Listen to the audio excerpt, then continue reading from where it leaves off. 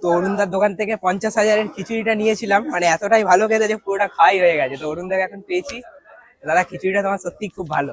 ধন্যবাদ ধন্যবাদ। ভালো, একবার খেয়েছি।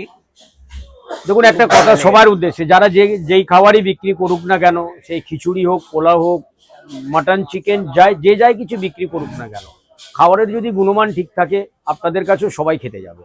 শুধু গুণমানটা, খাবারের পরিমাণ, খাবারের গুণমান, এগুলো যদি ঠিক থাকে না, মানুষ অবশ্যই আপনাদের কাছে, কে বলে মানুষ খাবে না? অবশ্যই খাবে।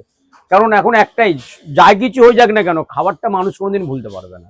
সে যাই খাবারই হোক, আপনারা যেখানে যা খাবার পছন্দ করেন, সবাইয়ের উদ্দেশ্যে, প্রত্যেকটা দোকানদারের উদ্দেশ্যে চেষ্টা করবেন আপনার মতো করে রান্না করা এবং তাদের মতো করে আপনাকে পরিবেশন করা।